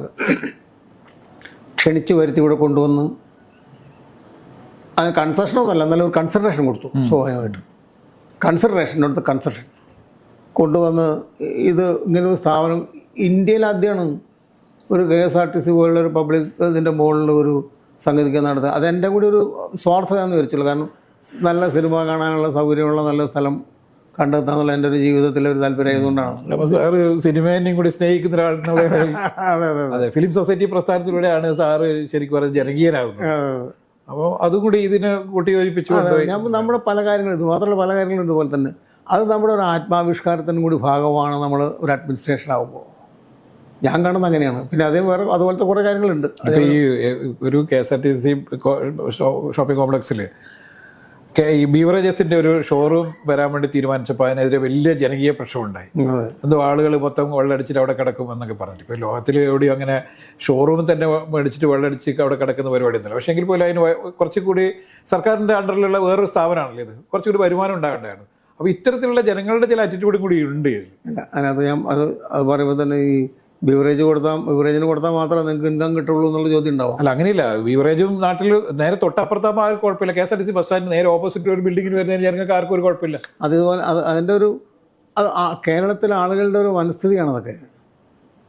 അതാണ് ഞാൻ നേരത്തെ പറഞ്ഞത്. നമ്മുടെ ആളുകളുടെ ഒരു മെൻറ്റാലിറ്റിയുടെ ഒരു പ്രശ്നം എന്ന് പറഞ്ഞാൽ സ്വാഭാവികമായിട്ടും ഒരു നെഗറ്റിവിറ്റി എപ്പോഴും ആദ്യം കാണുകയും എന്നാൽ ആ നെഗറ്റിവിറ്റിയുടെ ആസ്വാദനം നടത്തുകയും ചെയ്യുന്ന ഒരു മനോഭാവം കേരളീയർക്കുള്ളതിൻ്റെ ഭാഗമായിട്ടാണ്. അതായത് ഇപ്പം ജനതാദൾ തന്നെ 2 പാർട്ടിയായി നിൽക്കുന്നു ഞാൻ നേരത്തെ പറഞ്ഞില്ല. അപ്പോൾ നേരത്തെ വീരേന്ദ്രകുമാറിൻ്റെ നേതൃത്വം ഉണ്ടായിരുന്നു, ഇപ്പോൾ ശ്രേയാംസ് കുമാറിൻ്റെ നേതൃത്വത്തിലുള്ള ജനതാദൾ ഇത് ഇവിടെ ഒന്ന് ലയിക്കുമെന്നൊക്കെ പറഞ്ഞിരുന്നു. പക്ഷേ അവർ വേറൊരു പാർട്ടിയിലേക്ക് ലയിക്കുക ചെയ്തു, ദേശീയ പാർട്ടിയിലേക്ക് പോയി ലയിച്ചു. ഇപ്പോൾ ലയനം ഇങ്ങനെ കയറാൻ മുട്ടേ നിൽക്കുന്നു. യഥാർത്ഥത്തിൽ ഈ സോഷ്യലിസ്റ്റ് പാർട്ടികളൊക്കെ യോജിക്കണ്ടല്ലേ? യഥാർത്ഥത്തിൽ സോഷ്യലിസ്റ്റ് പാർട്ടി ഇപ്പം കടന്നപ്പള്ളീൻ്റെ പാർട്ടി അടക്കം ഉള്ള പാർട്ടികളൊക്കെ യോജിച്ചുകൊണ്ട് ഒരു കൃത്യമായ ഒരു സംഘമായി നിൽക്കേണ്ട ഒരു ടൈമല്ലേ ഇത്? തീർച്ചയായിട്ടും. പക്ഷേ അതിനെപ്പോഴും ഓരോ നേതാവും ഓരോ തുരുത്ത് കണ്ടെത്താണ്. അല്ല, ലാഭമൊന്നുമില്ലല്ലോ. എന്നിട്ടും അവർക്കൊരു ലാഭമുണ്ടോ? ഒറ്റയ്ക്ക് വ്യക്തിപരമായ ലാഭം ഉണ്ടായേക്കാം, അല്ലാതെ ഞാൻ പറഞ്ഞില്ല. CPM തന്നെ പലതവണ KP മോഹനോട് ഇതിലേക്ക് ലയിക്കാൻ വേണ്ടി പറഞ്ഞു, അതിനുള്ള സാഹചര്യം ഒരുക്കാമെന്ന് പറഞ്ഞു. പക്ഷെ അവർ യോജിക്കുന്നില്ല. ഞാൻ ആ കാര്യത്തിൽ ദുഃഖിതനാണ് യഥാർത്ഥത്തിൽ. സോഷ്യലിസ്റ്റുകൾ ഉള്ള ഇത്രയും ക്ഷീണം ഉണ്ടായിട്ട് പോലും ഒരുമിച്ച് കൂടാതെ നിൽക്കുന്നതിനൊക്കെ ഓരോ വ്യക്തിപരമായ ആളുകളുടെ താല്പര്യങ്ങളാണ് അതൊക്കെ പ്രധാനമായിട്ടുള്ള വിഷയം. പാടില്ല. അതായത് ആരും ഒരു ഒരു ഒരു ത്യാഗത്തിന് തയ്യാറാകുന്നില്ല. എല്ലാവരും പിടിച്ച് നിൽക്കുക. എന്നാൽ അവനവൻ തന്നെ ഇല്ല. ഇങ്ങനെ കയ്യിലിങ്ങനെ മണൽ വാരി പിടിച്ചിരിക്കണ പോലെയാണ്. മണൽ വാരി പിടിച്ചിട്ട് നമ്മൾ വെള്ളത്തിൽ ഇറങ്ങി കഴിഞ്ഞാൽ മണൽ കയ്യിലിരിക്കുമോ? നമ്മൾ വെള്ളത്തിലേക്കാണ് ഇറങ്ങുന്നതെന്നും കയ്യിൽ മണൽ മാത്രമാണുള്ളതെന്നും അത് ഇറങ്ങിക്കഴിഞ്ഞാൽ ചൂർന്ന് ഇങ്ങനെ പോവും, പെർക്കുലേറ്റ് ചെയ്ത് പോകുന്ന അങ്ങനെ ചിന്തിക്കുന്നില്ല. നേരത്തെ കൽപ്പറ്റ ഉണ്ടായിരുന്നു, വടകര ഉണ്ടായിരുന്നു, അങ്കമാലി ഉണ്ടായിരുന്നു, അങ്ങനെ പല സ്ഥലങ്ങളിൽ MLA മാരുണ്ടായിരുന്നു. ഇവിടെ എല്ലാം പോയിട്ട് ഇപ്പോൾ എന്ന് പറഞ്ഞാൽ കൃഷ്ണൻകുട്ടി നാമമാത്രമായി കൃഷ്ണൻകുട്ടി ജയിക്കുന്നു, പിന്നെ ഇവിടെ പിന്നെ നമ്മുടെ മാത്തുട്ടി തോമസ് ജയിക്കുന്നു. KP മോഹൻ അവിടെ ജയിച്ചെന്ന് പറഞ്ഞാൽ ഇപ്പോൾ CPM ആയിട്ട് ധാരണ ഉണ്ടാക്കിയതുകൊണ്ടാണ്, അല്ലെങ്കിൽ അവിടെ ജയിക്കില്ല. അതും കൂടി ഇല്ലാതായി കഴിഞ്ഞാൽ യഥാർത്ഥത്തിൽ ഈ പാർട്ടിയുടെ അവസ്ഥ വലിയൊരു ശൂന്യതയായിരിക്കും, വലിയൊരു ശൂന്യത. ഈ ഗ്യാപ്പിലൊക്കെ ഈ വർഗീയ ശക്തികൾ കയറില്ലേ? ഇത് അങ്ങ് വർഗീയ ശക്തികൾ പക്ഷേ എന്നാൽ കേരളത്തിൽ ഈ സോഷ്യലിസ്റ്റ് ആൾക്കാരുടെ അടുത്ത് വന്നില്ല കേട്ടോ. അങ്ങനെ ഒരു വലിയൊരു കാര്യമുണ്ട് അതിനകത്ത്. കാരണം ഈ പാർട്ടിയിൽ നിന്ന് ആരും BJPയിലേക്ക് പോകുന്ന ആൾക്കാർ കുറവ്. അങ്ങനെ മെൻറ്റാലിറ്റിയിൽ വരുന്ന ആൾക്കാർ നേരത്തെ പറഞ്ഞൊരു സംഭവമുണ്ട്. അതായത് CPMലോ മറ്റൊന്നും ചേരാൻ പറ്റാത്ത ചില കക്ഷികൾ വരേണ്ട ഇടത്തില്ല, വരാൻ പറ്റാതെ വന്നാൽ ഒരു അതായത് കോൺഗ്രസിനും CPMനും ഇടയ്ക്കുള്ള BJP അല്ലാത്ത ഒരു പാർട്ടി എന്ന രീതിയിൽ ഒരു ബർത്ത്, ശരിക്കും ഒരു സേഫ് ബർത്തുള്ള സോഷ്യലിസ്റ്റ് സെക്കുലർ ഡെമോക്രാറ്റിക് ആയിട്ടുള്ള ഒരു ഫോറമാണ് യഥാർത്ഥത്തിൽ ഈ ജനതാത്തിനുള്ള ഒരു വേദി. പക്ഷേ ദാറ്റ്സ് നോട്ട് പ്രോപ്പർലി യൂട്ടിലൈസ്ഡ്. നമുക്ക് ഈ ചാലക്കുടിയിലേക്ക് തന്നെ വേണ്ടി വരാം. ചാലക്കുടിയിലെ നമ്മൾ ലോകം ചുറ്റി ചാലക്കുടിയിലെ ഈ വരാനിരിക്കുന്ന ഇലക്ഷനിൽ എന്താണ് എതിർ സ്ഥാനാർത്ഥിക്കെതിരെ ഉന്നയിക്കുന്ന LDF ഉന്നയിക്കുന്ന ഏറ്റവും വലിയ ആരോപണം? രാഷ്ട്രീയമായി പറയുകയാണെങ്കിൽ രാഷ്ട്രീയമായ BJPക്കെതിരായി പോരാടാൻ നിശ്ചയിച്ചുറപ്പിച്ച് ശക്തമാണ് എന്ന് പറയുന്ന ഒരു പാർട്ടിയുടെ പ്രതിനിധി BJPക്കെതിരായ ഒരു പോരാട്ടത്തിനും തയ്യാറാകുന്നില്ല, പറയുന്നില്ല. BJPക്കെതിരായിട്ടൊരു കാര്യം പറയുന്നില്ല. BJP ചെയ്യുന്ന കാര്യങ്ങളെക്കുറിച്ച് ഒരു ശരിവെക്കുന്ന രീതിയിലാണ് ഒരു റിയാക്ഷൻ, പ്രസ്താവനയെങ്കിലും കൊടുക്കട്ടെ. ഒരക്ഷരം ഈ കഴിഞ്ഞ 5 കൊല്ലക്കാലത്തിനുള്ളിൽ പറഞ്ഞിട്ടില്ല. സ്വന്തം പാർട്ടിയിലെ ആളുകൾക്കെതിരായിട്ടൊക്കെ ഇതുപോലെ വർത്തമാനമൊക്കെ പറയാൻ നിൽക്കുമ്പോൾ വളരെ വാചാലമായിട്ടുള്ള MP ഒരക്ഷരം. BJPയാണ് പ്രധാന ശത്രു എന്ന് പറയേണ്ടത്. കേരളത്തിലെ കോൺഗ്രസിൻ്റെ ഒരു ഏറ്റവും വലിയ പരാജയം അവർക്ക് BJP അല്ല കേരളത്തിലെ ശത്രു, CPM ആണ്. ഒന്നും പറഞ്ഞ് രണ്ടാം വാക്കിന് BJPയുമായി താരതമ്യപ്പെടുത്തിക്കൊണ്ട് അവർ പറയണത് CPM അങ്ങനെയാണെന്ന്. അഴിമതിയുടെ കാര്യം പറയണവർ പറയുന്നത് അഴിമതി ഏറ്റവും കൂടുതൽ നടത്തുന്നത് CPMൻ്റെ നേതൃത്വമാണ്. ഒന്ന് പറഞ്ഞ് രണ്ടാം വാക്കിന് അവർ പിണറായി വിജയനെ വിളിക്കുക, ഒന്നും പറ്റില്ല പിണറായി വിജയൻ്റെ അച്ഛനെങ്കിലും വിളിക്കുക. പിണറായി വിജയനിലേക്ക് വന്നപ്പോഴാണ് ഞാൻ യഥാർത്ഥത്തിൽ ഇപ്പം ഈ അടുത്ത ദിവസങ്ങളിലൊക്കെ ഉണ്ടായി വലിയ രീതിയിൽ അഴിമതി ആരോപണവും അന്വേഷണവും കേന്ദ്ര അന്വേഷണവും ഇതൊക്കെ ഈ ഇലക്ഷനെ ബാധിക്കില്ല ശരിക്കും? പ്രചരണത്തിന് പറ്റും, പ്രചരണത്തിന് പറ്റില്ല. അല്ലെങ്കിൽ ആളുകൾക്കിപ്പോൾ ഒരു പഴയ ഇഷ്യൂ അന്ന് ഒരു കാര്യം പറ്റില്ലെന്ന് ചോദിച്ചാൽ ഒരു മറുപടി എനിക്ക് തോന്നുന്നത് വെച്ചാൽ കഴിഞ്ഞ നിയമസഭാ ഇലക്ഷൻ മുമ്പാണ് സ്വർണം കടത്ത് കേസ് വന്നത്, അല്ലെങ്കിൽ സ്വപ്ന സുരേഷിൻ്റെ കേസ് വന്നതൊക്കെ എന്തായിരുന്നു ഒരു വലിയ ഹൈപ്പുണ്ടായി. വലിയ പ്രചരണമായിട്ട് ഇങ്ങനെ നടന്നു പറയലായിരുന്നു. 2021 അധികാരത്തിൽ വന്നു എന്ന് മാത്രമല്ല വർദ്ധിച്ച ഭൂരിപക്ഷത്തോടുകൂടി വന്നില്ലേ. പക്ഷേ അതിൽ വേറൊരു പ്രശ്നമുണ്ട്. അന്ന് ആ സമയത്ത് ഈ കൊറോണ എന്ന് പറഞ്ഞ വലിയൊരു സംഭവം കൂടി ഉണ്ടാവണം. ഞാൻ ചിലപ്പോൾ അങ്ങനെ കൊറോണ അങ്ങനെ ആ സമയത്തുണ്ടായ സർക്കാരിൻ്റെ വലിയ ഇടപെടലും ഒക്കെ വലിയ രീതിയിൽ ഗുണം ചെയ്തു എന്നാണ് കോൺഗ്രസ് ആരോപിക്കുന്നത്. അല്ല, ഒരു കാര്യം ചെയ്ത് ഗുണത്തിൽ കലാശിക്കാനല്ലേ പോലും തോൽവിക്ക് ഒരു കാരണമായത് അതുകൊണ്ടാണെന്നും യഥാർത്ഥ വിഷയങ്ങൾ ആ സമയത്ത് ജനങ്ങളിലേക്ക് എത്തിക്കാൻ പറ്റിയില്ല എന്നാണ് കോൺഗ്രസ് പറഞ്ഞത്. ഇപ്പം പറയുന്ന ഒരു കോൺഗ്രസിൻ്റെ ഏറ്റവും വലിയ ആരോപണം അഴിമതി കൊണ്ട് മൂടിയിരിക്കുന്ന ഒരു സർക്കാരാണ് കേരളത്തിലുള്ളതെന്നും അതുകൊണ്ട് ഇത്തവണ നമ്മൾ ഉന്നയിക്കുന്ന എല്ലാ അഴിമതി ആരോപണങ്ങളും കൃത്യമായി ജനങ്ങളിലേക്ക് എത്തിച്ചിട്ടുണ്ടെന്നും അത് ഈ വോട്ടിനെ വലിയ രീതിയിൽ പ്രതിഫലിക്കുമെന്ന് പറയാം. പ്രസംഗത്തിന് പറയാം. കാരണം നല്ലൊരു ആക്ഷേപം പറഞ്ഞ് നിൽക്കാമല്ലോ. എന്ത് തെളിവിൻ്റെ അടിസ്ഥാനത്തിലാണ് പറയുന്നത്? അഴിമതി ഒരു ഏറ്റവും വലിയ സംഗതി നമ്മുടെ നാട്ടിലുള്ള പ്രശ്നം എന്ന് പറഞ്ഞാൽ അഴിമതി ആരോപണങ്ങൾ പറഞ്ഞാൽ അത് തെളിയിക്കപ്പെടണമെന്നില്ല. അതാണ് നമ്മുടെ നാട്ടിൽ പറയുന്നത്. സ്വപ്ന സുരേഷിൻ്റെ കേസിനകത്ത് ഇൻവോൾവ്മെൻറ്റ് എന്താണ്, എന്താണ് തെളിവ്? ഇല്ലല്ലോ. തെളിവ് ഒന്നും പറയാനില്ല, ആക്ഷേപം പറയുമ്പോൾ കാടടച്ച് വെടിവെക്കുക ഒന്നാമത്തെ ഒരു രീതിയാണ്. കാട് കാണുന്നു പക്ഷെ മരം കാണുന്നില്ല, ഒരു യാഥാർത്ഥ്യബോധം. അതിനുവേണ്ടി അത് ഞാൻ പറയുന്നത് നമ്മുടെ കേരളത്തിലെ ജനങ്ങളെ അവർ മയക്കുകയാണ്. കേരളത്തിലെ ജനങ്ങളെ മയക്കുക എന്ന് പറഞ്ഞു കഴിഞ്ഞാൽ യാഥാർത്ഥ്യം എന്താണെന്ന് മനസ്സിലാക്കാതെ യാഥാർത്ഥ്യ ബോധത്തോട് കൂടിയിട്ട് ഒരു വിഷയത്തെ സമീപിക്കാൻ രാഷ്ട്രീയമായ കാര്യങ്ങൾ ഇതൊക്കെ മാറുകയാണ്. ഇവിടുത്തെ പ്രധാന വിഷയം അഴിമതി നടത്തുന്നത് വിചാരിക്കുക for the sake of the ആക്ഷേപം അല്ലെങ്കിൽ അഴിമതി ആരോപണത്തിന് വേണ്ടിയിട്ടാണെങ്കിൽ വിഷയം അതാണോ? ഇന്ത്യ രാജ്യത്തിൻ്റെ വിഷയം അതാണോ? കേരളത്തിലെ ഒരു കക്ഷി അല്ലെങ്കിൽ പ്രധാനപ്പെട്ട ഒരു കക്ഷിക്ക് അഴിമതി ആരോപണം പറഞ്ഞ് നിർത്തിയാൽ മതിയോ? നമ്മൾ ഇന്ത്യ രാജ്യത്തിൻ്റെ നിലനിൽപ്പാണ് നോക്കണത്, അതിർത്തിയുടെ പ്രശ്നങ്ങളാണ് നമ്മൾ നോക്കണത്. കേരളത്തിൽ ഒരു പോട്ടെ 20 സീറ്റ് നിങ്ങളെടുത്തോ, എന്നാൽ പോലും വിഷയം അതല്ല, സീറ്റല്ല കേരളത്തിലെ യഥാർത്ഥ വിഷയം. രാഷ്ട്രീയമായി നോക്കുമ്പോൾ ഇന്ത്യ രാജ്യമെന്ന ഈ ലോകത്തുള്ള ഏറ്റവും വലിയ ജനസംഖ്യയുള്ള ഒരു രാജ്യത്തിൻ്റെ ഒരു നിലനിൽപ്പിൻ്റെ പ്രശ്നമാണ്, അവിടുത്തെ ഡെമോക്രസിയുടെ പ്രശ്നമാണ്, അവിടുത്തെ സെക്കുലറിസത്തിൻ്റെ പ്രശ്നമാണ്. സോഷ്യലിസം നിങ്ങൾ മാറ്റിവെക്കി, ഈ രണ്ട് പ്രധാന പ്രശ്നമില്ലേ? ഡെമോക്രസി ഞാൻ നേരത്തെ സൂചിപ്പിച്ചതാണ്. ഇനി ഒരു തെരഞ്ഞെടുപ്പിൽ ശക്തമായ ഭൂരിപക്ഷത്തോടുകൂടി തിരിച്ചു വരാണെങ്കിൽ നിങ്ങൾ ഭയപ്പെടേണ്ട, നമുക്കൊരു തെരഞ്ഞെടുപ്പ് ചർച്ച നടത്തേണ്ടി വരില്ല. തീർച്ചയായും ചാലക്കുടി ഈ തവണ എന്തായാലും തിരിച്ചു പിടിക്കുക. കഴിഞ്ഞ തവണത്തെ തെരഞ്ഞെടുപ്പിനേക്കാളും വ്യത്യസ്തമായിട്ട് പറഞ്ഞ കാരണം വെച്ചാൽ കഴിഞ്ഞ തവണത്തെ തെരഞ്ഞെടുപ്പിൽ BJPയുടെ വോട്ട് കുറഞ്ഞു ഫലത്തിൽ. അത് കോൺഗ്രസിനാണ് പോയത്. അന്ന് BJPയുടെ വോട്ട് അന്ന് പ്രധാനമായിട്ട് ഈ പറഞ്ഞ LDFനെതിരായിട്ട് പോകാൻ കാരണം ശബരിമല ഒരു കാരണം, അതൊരു പ്രചാരണം. അങ്ങനെയുള്ള സംഗതികളൊക്കെ തന്നെ യഥാർത്ഥത്തിൽ കോൺഗ്രസിനെ സഹായിച്ചു. പക്ഷെ ഇത്തവണ അങ്ങനെ കോൺഗ്രസ് സഹായം ഉണ്ടാവില്ല. കഴിഞ്ഞ തവണ അതിനേക്കാളും മുൻപുള്ള ഇതിനെക്കുറിച്ച് നോക്കുകയാണെങ്കിൽ സ്വാഭാവികമായിട്ടും കോൺഗ്രസ്സിന് അന്ന് അതിന് മുമ്പ് കിട്ടിയിരുന്നതിനേക്കാൾ കൂടുതൽ വോട്ടിൻ്റെ ഗുണം കിട്ടുന്നത് BJP എന്നായിരുന്നു. ഇത്തവണ അവരെന്നെ നേരിട്ട് പിടിക്കുകയാണ്. ഇത്തവണ നേരിട്ട് പിടിക്കുകയാണ് അവർ. അത് ഒരു ഘടകം. രണ്ടാമത്തെ ഘടകം, രാഹുൽ ഗാന്ധിയുടെ വരവ് കൊണ്ട് ഇന്ത്യയുടെ പ്രധാനമന്ത്രിയാവാൻ കേരളത്തിന് സഹായിക്കുമെന്ന് നമ്മളും കൂടെ നിൽക്കാം എന്നുള്ള ധാരണ ഇപ്പോൾ ഇത്തവണ അതുമില്ല. അങ്ങനെ ഒരു ധാരണ അതില്ല. മൂന്നാമത്തെ സർവോപരിയായിട്ടുള്ള പ്രശ്നം എന്താ പറഞ്ഞാൽ ഈ സാധനം ഈ കോൺഗ്രസ് എന്നുള്ള സംഗതി ഇന്ത്യ രാജ്യത്ത് എങ്ങും നിൽക്കാൻ പോകണില്ല എന്നുള്ള കാര്യം അന്നത്തേക്കാൾ കൂടുതലായിട്ട് ഈ കഴിഞ്ഞ 5 മാസത്തിനുള്ളിൽ നടന്ന തെരഞ്ഞെടുപ്പുകളൊക്കെ തന്നെ വീണ്ടും സംഗതി ഇല്ലാതാകുമ്പോൾ നേരത്തെ കിട്ടിയ ആ സ്ഥലങ്ങളിൽ നിന്ന് ഇല്ലാതാകുന്നൊരു പ്രതീക്ഷ വരുന്നതോട് ഇല്ല. അതിനേക്കാൾ ഏറെ പ്രധാനം ഓവർ ആൻഡ് അബവ് ആൾ MP-യുടെ performance. It's a poor performance. ഞാൻ പറയും BJPക്കെതിരായ പോരാടുന്ന കാര്യത്തിൽ രാഷ്ട്രീയമായി പോരാടാനില്ല, മണ്ഡലത്തിൻ്റെ വികസന പ്രവർത്തന പരിപാടികൾക്ക് ചെയ്യാൻ സംഗതിയില്ല. മന്ത്രിമാർ ആക്ഷേപം ഇങ്ങനെ പറഞ്ഞു കൊടുത്ത് MP-യും MLA-യും പഞ്ചായത്ത് മെമ്പറും പ്രസിഡൻ്റൊക്കെ ആയിരിക്കും ഉദ്ഘാടനത്തിന് ക്ഷണിക്കും, അതിനുപോലും പോകാത്ത അവസ്ഥയാണ്. അല്ല ഞാൻ പറഞ്ഞു അതല്ല, അത് മാത്രമല്ല ഒരു പ്രധാന പരിപാടി.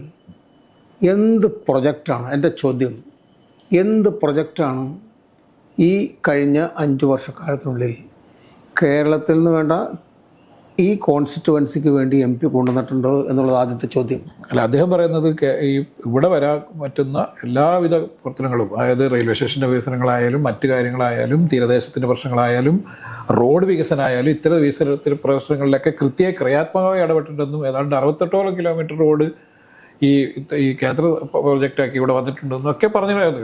അതിരപ്പള്ളി പ്രോജക്റ്റുമായി വന്നപ്പോൾ അതിരപ്പള്ളിയിലെ വെള്ളച്ചാട്ടം പ്രോജക്റ്റ് അല്ല, അവിടുത്തെ ആദിവാസികൾക്കിടയിലുള്ള പ്രോജക്റ്റുകൾ, ഇത്തരം നിരവധിയായ പ്രോജക്റ്റുകൾ കൊണ്ടുവരാൻ വേണ്ടി കഴിഞ്ഞിട്ടുണ്ടെന്നാണ് അദ്ദേഹം നമ്മളായിട്ടുള്ള അഭിമുഖത്തിൽ പറഞ്ഞത്. അപ്പോൾ അതിനു മുമ്പുള്ള MP നടത്തിയിരുന്ന ശ്രമത്തിൻ്റെ ഭാഗമായിട്ടുള്ള പൂർത്തീകരിച്ചിട്ടുണ്ടോ? ഇല്ല. അതിനുമുള്ള മുൻപുള്ള MP നടത്തിയിട്ടുള്ള പ്രവർത്തന പരിപാടികൾ പൂർത്തീകരിച്ചിട്ട് പോലുമില്ല. പിന്നെ ഇങ്ങനെ പുതിയ പ്രൊജക്റ്റിനെ എന്താണ് പുതിയ പ്രൊജക്റ്റ് ടീംസേ പറയട്ടെ, എന്താണ് പുതിയ പ്രൊജക്റ്റ് എന്നുള്ളത് പറയണ്ടേ? അതിരപ്പള്ളി പ്രൊജക്റ്റിനെ കുറിച്ച്, മലയാറ്റൂരത്തെ കാര്യത്തെക്കുറിച്ച്, ഞാൻ അങ്കമാലി മാത്രം പ്രത്യേകം പറയുകയാണെങ്കിൽ മലയാറ്റൂരത്തെ കാര്യത്തെക്കുറിച്ചുള്ള സംഗതി പറയുമ്പോൾ എന്ത് പ്രൊജക്റ്റാണ് അവിടെ ഇത്രയും വലിയ ഇൻ്റർനാഷണൽ ഒരു ടൂറിസം അവരുടെ പിൽഗ്രിം സെൻറ്റർ എന്ന നിലയിൽ വന്നിട്ടൊക്കെ സംഗതിക്ക് വരുമ്പോൾ എന്താണ് ഉണ്ടായിട്ടുള്ളത് പറയട്ടെ. ₹1 കേന്ദ്രത്തിൽ നിന്ന് റെയിൽവേ വികസനം കേരളത്തിലെ MP പറഞ്ഞിട്ട് വന്നാന്ന് പറഞ്ഞു കഴിഞ്ഞാൽ ആർക്കാ വിശ്വസിക്കാൻ പറ്റുക? അങ്ങനെയാണോ വന്നത്? നാഷണൽ ഹൈവേ ഈ MP കഴിഞ്ഞ 5 കൊല്ലത്തുള്ളിൽ പോയി പറഞ്ഞതിൻ്റെ പേരിലാണ് ഈ നാഷണൽ ഹൈവേ വന്നിരിക്കുന്നതൊക്കെ. അതിങ്ങനെ സ്വാഭാവികമായിട്ട് ഒരു കുട്ടി ജനിച്ചു കഴിഞ്ഞാൽ വലിയ പോഷണം കൊടുത്തിട്ടില്ലെങ്കിലും ഇതിലാകമാനം നടക്കുന്ന വികസന പ്രവർത്തനങ്ങളുടെ ഭാഗമായി ഒരു നടന്നുകൊണ്ടിരിക്കുന്നു. ഭാഗമായി നടക്കുമല്ലോ. അതല്ലാതെ ഞാൻ പറയുന്നത്, ഇപ്പം ഞാൻ MLA ആയിരുന്ന പ്രതിനിധി, എനിക്ക് എൻ്റെ കാലഘട്ടത്തിനെ കുറിച്ച് പറയാം. പ്രൊജക്റ്റുകൾ, ഓരോ പ്രൊജക്റ്റിൻ്റെ സംഗതി ഞാൻ കൊണ്ടുവന്ന് നിർദ്ദേശിച്ച് നടക്കണേൻ്റെ കൂട്ടത്തിൽ കൂടെ അതിൽ പോണേൻ്റെ കൂട്ടത്തിൽ കൂടെ ഞാനും കയറി പോകുന്നതുകൊണ്ട് നല്ല സംഗതി. നിങ്ങൾ ഇനീഷ്യേറ്റ് എടുത്ത് എന്താണ് കൊണ്ടുവന്നത്? അത് പ്രധാനമന്ത്രി സഡക് യോജന, അത് സാധാരണ വരുന്നതാണോ? ഉണ്ട്, നമ്മൾ എഴുതി കൊടുത്താൽ മതി. സെൻട്രൽ റോഡ് ഫണ്ട്, അത് എഴുതി കൊടുത്താൽ മതി. ചിലപ്പോൾ കിട്ടും, ചിലപ്പോൾ കിട്ടില്ല. ഫോളോ അപ്പ് ചെയ്യുകയാണെങ്കിൽ കിട്ടുള്ളൂ, അല്ലെങ്കിൽ നടക്കില്ല. അങ്ങനെ സംഗതികളാണ്. റെയിൽവേ സംഗതികളെ കുറിച്ചിട്ടൊക്കെ, റെയിൽവേയുടെ എന്താ കിട്ടിയിട്ടുള്ളത് നമുക്കൂടെ? വിമാനത്താവളത്തിൻ്റെ എന്ത് പരിപാടി കേന്ദ്രം നടത്തിയിട്ടുള്ളത്? അതൊക്കെ ആ രീതിക്ക് നടക്കണം. ഇപ്പോൾ ഇത് ഈ ചാലക്കുടി കോൺസ്റ്റിറ്റ്യുവൻസിലുള്ള ഫാക്ട് FACT എന്ത് റോളാണ് MP നടത്തിയത്? ഒരു കത്ത് ആ കാര്യത്തെക്കുറിച്ച് ഫെർട്ടിലൈസേഴ്സ് ആൻഡ് കെമിക്കൽസിൻ്റെ ഉള്ള, അല്ലെങ്കിൽ അതിന് വേണ്ടിയിട്ടുള്ള, അല്ലെങ്കിൽ പെട്രോളിയം വകുപ്പിന് വേണ്ടി നടത്തിയിട്ട് എന്ത് ശ്രമമാണ് നടത്തിയിട്ട് പറയട്ടെ. കത്ത് കൊടുത്തുകൊണ്ടൊക്കെ നമുക്ക് ആർക്കെങ്കിലും MP MLA കത്ത് കൊടുത്തു കഴിഞ്ഞാൽ ആരും മൈൻഡ് ചെയ്യാൻ കുത്തിരിക്കുന്ന ആൾക്കാരുണ്ട്. അതിന് ഫോളോ അപ്പ് നടത്തണം. ആദ്യം നമ്മൾ നിർദ്ദേശിക്കണം, രണ്ടാമത് അതിനു വേണ്ടി ശ്രമിക്കണം, മൂന്നാമത് അത് വേണ്ടി നടത്തി തീർക്കണം, അതിൽ കൊണ്ടുവന്ന് നടത്തണം. എന്ത് പ്രൊജക്റ്റാണ് എഴുതി കൊടുത്തേക്കണത്? എന്ത് പ്രൊജക്റ്റാണ് സെൻട്രൽ ഗവൺമെൻറ് തന്നിട്ടുള്ളത്? നമ്മുടെ അപേക്ഷയുടെ പേരിൽ എന്ത് പ്രൊജക്റ്റാണ് സ്റ്റാർട്ട് ചെയ്തിട്ടുള്ളത്? ഏത് പ്രൊജക്റ്റാണ് പൂർത്തീകരിച്ചിട്ടുള്ളത്? Team answer it first of all. അതാണ് ആദ്യം പറയേണ്ടത്. ചെയ്തിട്ടില്ലല്ലോ, ചെയ്യുന്നില്ലല്ലോ. ചുമ്മാ കാർഡടച്ച്, നേരത്തെ പറഞ്ഞ കാർഡടച്ച് വെടിവെക്കുക, അതാണ് ഇതാണ് ഒന്ന് പറഞ്ഞ് രണ്ടാം വാക്കിന് CPM-നെതിരെ പറയുക, അവർ അഴിമതിയാണെന്ന് പറയുക. നിങ്ങൾ സ്പെസിഫിക് ആയിട്ടുള്ള സംഗതികൾ കേന്ദ്രത്തിൻ്റെ ഈ കാര്യത്തെക്കുറിച്ചിട്ട് അവിടെ പോയി രാഹുൽ ഗാന്ധി പറയുമ്പോൾ പോയി ഇതിലൊക്കെ വിളിച്ച് ഗാന്ധി പ്രതിമയുടെ മുമ്പിൽ നിൽക്കാന്ന് പറഞ്ഞാൽ വേറൊരു പണി പറ്റണില്ല. അതാണ് സസ്പെൻഷനൊക്കെ മേടിക്കാന്ന് പറഞ്ഞാൽ അവിടെ എനിക്ക് സസ്പെൻഷൻ കൊടുക്കുന്ന സ്ഥലമായതുകൊണ്ടും അവിടെ അവർക്കതൊരു ഹോബി ആയതുകൊണ്ടും ഇവർക്കതൊരു തമാശ പോലെ കാണിക്കുന്നത്, നമ്മൾ സ്കൂളിലെ പിള്ളേർ കാണിക്കുന്ന പോലെയുള്ള സംഗതി അല്ലാതെ ഇത് ഇത്രയും ഗുരുതരമായ ഒരു സാഹചര്യം, ഇത്രയും ഭീകരമായ ഒരു പ്രവർത്തനം നടത്തുന്ന, ഇത്രയും ശക്തമായിട്ട് മര്യാദയും ഇല്ലാത്ത ഒരു ഭരണകൂടത്തെ നേരിടാൻ നടത്തേണ്ടത് ഇങ്ങനെയാണോ ചെയ്യേണ്ടത്? പാർലമെൻറ്റിലെ പോരാട്ടമില്ല, പറഞ്ഞാൽ പേടിക്കുക, ചെയ്യുക, ഇതൊക്കെ തന്നെ. അത് കഴിഞ്ഞിട്ട് ഇവരുമായിട്ട് പിന്നൊരു കാര്യം, ഈ BJP-ക്കാർക്കുള്ളൊരു പ്രശ്നം, അവർ മറ്റു കക്ഷികളെ ടോളറേറ്റ് ചെയ്താലും കോൺഗ്രസിനെ ടോളറേറ്റ് ചെയ്യില്ല. കേരളത്തിൽ ശശി തരൂർ ഒഴികെ, ഇവിടുത്തെ പറയാം, ശശി തരൂർ ഒഴികെ കേരളത്തിൽ നിന്ന് പോയിട്ടുള്ള ഒരു MP-ക്കും ഒന്നും ചെയ്യാൻ കഴിഞ്ഞിട്ടില്ല. അതിൻ്റെ ഒരു പ്രധാന കാരണം അവർ റാപ്പോർട്ട്. ഇപ്പം ഞാനിവിടെ അങ്കമാലിയിലെ MLA ആയിരുന്നു കഴിഞ്ഞപ്പോഴും ഞാൻ ഭരണകക്ഷിയിലെ മന്ത്രിയായിരുന്ന സമയത്ത് ചെയ്തതിനേക്കാൾ കൂടുതൽ എനിക്ക് ചെയ്യാൻ കഴിഞ്ഞു. That is my rapport with the ministry. ഞാൻ പല കാര്യങ്ങളും അങ്ങനെ ചെയ്തിട്ടുള്ളത്. അതിന് വെറുതെ ഇരുന്നാൽ പറ്റില്ല. ചുമ്മാ നമ്മൾ MP-യുടെയും MLA-യുടെയും ബോർഡ് വെച്ച് കാണുന്നിടത്ത് കൺസെഷനും സൗകര്യം കൺസിഡറേഷനും കിട്ടിയതുകൊണ്ട് കാര്യമില്ല. You should act. അങ്ങനെ ചെയ്തിട്ടില്ല, അതാണ് പറ്റിയിട്ടുള്ളത്. പിന്നെ ഇതൊക്കെ ഒരു എന്താ പറയുക, ഒരു പ്രൊഫഷൻ എന്ന രീതിക്ക് മുഴുവൻ പറയാൻ പറ്റില്ല. എന്നാൽ അതിന് profession has its own devotion. ഇതതുമില്ല. എന്ത് ഡിവോഷനാണ് ചെയ്തിട്ടുള്ളത്? ഒന്നുമില്ല. പറഞ്ഞോളൂ, വി വിൽ ആൻസർ ഇറ്റ്. കഴിഞ്ഞ തവണ ഇപ്പം ഞാനതിൻ്റെ കയ്യിലുള്ള സംഗതി നമ്മൾ പറയും, ഒന്നും ചെയ്യാൻ കഴിവില്ലാത്ത, ഭാഷ അറിയാൻ പാടില്ലാത്ത ഇന്നസെൻറ്റിനെ കുറിച്ച് പറയും. അയാൾ ഗംഭീര സൂത്രക്കാരനാണ്. അയാളുടെ ഈ ബാനറും കാര്യങ്ങളൊക്കെ വെച്ചിട്ടൊക്കെ അയാൾക്ക് ഈസ് പോപ്പുലർ അതർവൈസ് ഈ നോർത്ത് ഇന്ത്യ. അവർക്കൊക്കെ അറിയാം ഇങ്ങനെ ഒരു കൊമേഡിയൻ സംഗതി എന്നൊക്കെ പറയുമ്പോൾ തന്നെ അയാൾ പാർലമെൻറ്റ് നന്നായി പെർഫോം ചെയ്തിട്ടുണ്ട്. അതിൻ്റെ 100 നമുക്ക് എത്തിക്കാൻ പറ്റിയിട്ടുണ്ടോ? ഇവരുടെ പ്രസൻസ് വലുതുണ്ടോ? അവിടുത്തെ പ്രസംഗത്തെക്കുറിച്ച് അറിയാൻ പാടില്ലേ? ചുമ്മാ നമ്മൾ എഴുതി കൊടുത്തുകൊണ്ട് വാർത്ത കൊടുത്തു കഴിഞ്ഞാൽ സംഗതി വരും. അതുപോലും ചെയ്തിട്ടില്ലല്ലോ. മറ്റേതല്ല, ഞാനത് കൃത്യമായിട്ട് ഇന്നസെൻ്റ് ആയാലും കൃത്യമായിട്ട് പറയും, മിക്കവാറും കാര്യങ്ങൾ ഞാൻ തന്നെ അത് ഇറക്കിയിട്ടുള്ളൂ. അതാണ് ഞാൻ കൂടുതൽ പറയാൻ കാരണം. അന്ന് കൊടുത്തിട്ടുള്ള പല പ്രൊജക്റ്റിന് സംഗതികൾക്ക് വേണ്ടി ചെയ്തിട്ടുള്ള അങ്ങനെ തന്നെയാണ്. ഒരു നേരത്തെ പറഞ്ഞ ആരോഗ്യരംഗത്ത് MP-യുടെ ഫണ്ട് എവിടെയൊക്കെ ഉപയോഗിച്ചിട്ടുണ്ടെന്ന് പറയട്ടെ. ഈ കഴിഞ്ഞ 5 കൊല്ലം താലൂക്ക് ആശുപത്രിയിലൊക്കെ ഉപയോഗിച്ചിട്ടുണ്ടെന്നാണ് പറയുന്നത്. അത് എന്തിനു വേണ്ടിയിട്ട്? അത് പക്ഷേ നമ്മളൊരു കാര്യം മനസ്സിലാക്കണം. വിദ്യാഭ്യാസം വേണ്ട. ഇന്നസെൻ്റ് അയാൾക്കൊരു ഭാവന ഉണ്ടായിരുന്നു. അയാളുടെ ഒരു വലിയ സംഭവം നമ്മൾ മനസ്സിലാക്കേണ്ടതെന്ന് വെച്ച് കഴിഞ്ഞാൽ, അദ്ദേഹത്തിൻ്റെ ഫണ്ടിൻ്റെ ഈ മെഡിക്കൽ ഇതിനകത്ത് കൊടുത്തിട്ടുള്ളത് ക്യാൻസർ എന്നുള്ള രോഗത്തിൻ്റെ ഒരു നിവാരണം അല്ലെങ്കിൽ ഒരു പ്രതിരോധത്തിന് വേണ്ടിയിട്ട് നടത്തിയ കാര്യങ്ങൾ നിസ്സാരമല്ല അത്. എല്ലാ കോൺസ്റ്റിറ്റ്യുവൻസിലും അയാൾ അത്തരത്തിൽ മാമോഗ്രാം ഉണ്ടാക്കി, അതുപോലെ തന്നെ ആ രീതിക്കുള്ള സ്കാനിങ്ങിൻ്റെ സംഗതികളൊക്കെ ഉണ്ടാക്കി. ആ ഫണ്ട് ഉപയോഗിക്കാൻ അതേ ഉള്ളൂ. അതിനകത്തിപ്പോൾ വേറെ അത് വിനിയോഗത്തിൻ്റെ ഭാഗമായിട്ടുള്ള ഭാവനയുടെ ഭാഗമാണ്. തിരിച്ചൊരു ചോദിക്കുന്നത് പറഞ്ഞാൽ എന്താണ് നിങ്ങളുടെ project, what is the project? Athirappilly പ്രൊജക്റ്റിന് എന്ത് സംഭവിച്ചോടെ? ഇപ്പോൾ ഈ സെൻട്രൽ റോഡ് ഫണ്ടിൻ്റെ ഒക്കെ വന്നു എന്ന് പറയണം, ശരി, എവിടെ പണി തുടങ്ങിയേക്കണേ? റെയിൽപാത അടക്കം പറയുന്നുണ്ട്. ശബരി റെയിൽപാത കടന്നു പോകുന്നത് ഇവിടുന്നാണല്ലോ. എവിടുന്ന്? ശബരി റെയിൽപാത അങ്കമാലിയിൽ നിന്നാണല്ലോ കടന്നു പോകുന്നത്. അതെ. അതിനു വേണ്ടിയുള്ള പ്രവർത്തനം വരെ ഏതാണ്ട് അവസാന ഘട്ടത്തിലാണെന്നാണ് അദ്ദേഹം പറയുന്നത്. എന്ത് അവസാന ഘട്ടം? ഞാൻ ഇരുന്ന് സംസാരിക്കാൻ വേണ്ടി ഞങ്ങൾക്ക് എന്താ അവസാന ഘട്ടം? ഞാൻ അങ്കമാലിയിലെ മുനിസിപ്പൽ ചെയർമാനായിരിക്കുമ്പോൾ തുടങ്ങിയ ശ്രമമാണ് ശബരി റെയിൽവേ. അത് പിന്നീട് വാജ്പേയിയുടെ ഗവൺമെൻറ് വന്നപ്പോഴാണ് അനുവദിച്ചത്. അത് അവർ വൈകാര്യമാണ് ശബരി എന്ന് പറയുമ്പോൾ തന്നെ സംഗതി. മറ്റത് ശബരിയായിട്ടല്ല തുടങ്ങിയത് ഞങ്ങളന്ന്. അന്ന് ഈ പി സി തോമസ് ഉണ്ട്. അന്ന് പി സി തോമസ് അന്നത്തെ MP ഉണ്ട്, ഞാനിവിടെ ചെയർമാൻ. അപ്പോൾ ഞങ്ങളൊക്കെ ഡൽഹി പോയി കാണുന്ന സംഗതിക്കും പരിപാടിക്ക് വേണ്ടിയിട്ട്, അത് ശബരിമലയ്ക്ക് വേണ്ടിയിട്ട് മാത്രമല്ലായിരുന്നു. ആ വഴി വന്ന് അവിടെ തിരുവനന്തപുരത്ത് ചെന്ന് ചേരുന്ന വേറൊരു ബദൽ പാത അതാണ് വന്നിട്ടുള്ളത്. അതിനുശേഷം പിന്നെ ചുരുക്കി ഈ പരുവത്തിലാക്കി. അതൊക്കെ വന്ന് ആരംഭാന്തരം. എന്നിട്ട് എന്താ കഴിഞ്ഞ 5 കൊല്ലക്കാലം 1 രൂപ ഇതിനു വേണ്ടി വിനിയോഗിച്ചെന്ന് പറയട്ടെ. കഴിഞ്ഞ 100 കോടി രൂപയുടെ ബഡ്ജറ്റിൽ പ്രഖ്യാപനം ഉണ്ടായി. എവിടെ ചെയ്തേക്കണത്? എന്താണ് വാട്ട് ഈസ് മീൻ ബൈ ബഡ്ജറ്റിൻ്റെ? ബഡ്ജറ്റ് അവതരിപ്പിക്കലോ ചെയ്തലല്ല പ്രശ്നം, എക്സിക്യൂഷൻ. നമ്മുടെ നാട്ടിലുള്ള രാഷ്ട്രീയത്തിൻ്റെ പരാജയത്തിൽ ഒരു കാരണം ഫണ്ട് അനുവദിക്കാൻ ചെയ്യുന്നത് മാത്രമല്ല, ഒരു ശിലാസ്ഥാപനം നടത്തൽ മാത്രമല്ല, നിങ്ങൾ you should see the completion. എവിടെയാണ് കംപ്ലീഷൻ? എത്ര എണ്ണം കംപ്ലീറ്റ് ചെയ്തു? അതാണ് വിഷയം. ഞാൻ ഓവറാൾ ഇതിനെക്കുറിച്ച് പറയുന്നത് വെച്ച് കഴിഞ്ഞാൽ അങ്ങനെ ഒന്നും ചെയ്യാനോ പറയാനോ ഉണ്ടായിട്ടില്ല. പിന്നെ പൊളിറ്റിക്കൽ ഇൻട്രസ്റ്റ് മാത്രം കൊണ്ട് നടക്കാവുന്നതുകൊണ്ട് കാര്യമില്ല. എന്നാൽ അതിൻ്റെ ആ പൊളിറ്റിക്കൽ ഒരു ഇതുപോലും പൂർത്തീകരിക്കുന്നില്ല. യഥാർത്ഥ ശത്രുവിനെ കാണാതെ സ്വന്തമായ ശത്രുവിനെ കണ്ട് പാർട്ടിക്കകത്തുള്ള കാര്യങ്ങളൊക്കെ പറഞ്ഞ് അങ്ങനെയൊക്കെ നടക്കാമെന്നുള്ളത്.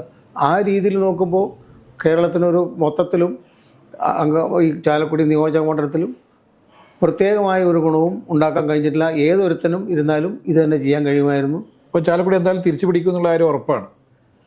ആത്മവിശ്വാസം ഉണ്ട് അങ്ങനെ ആ ഒരു സാഹചര്യങ്ങൾ കൊണ്ട്. ഈ ഇനിയൊരു സിനിമ താരം തന്നെ ഇവിടെ വരുമോ? അങ്ങനെ ഒരു ചർച്ച നടക്കുന്നുണ്ടോ?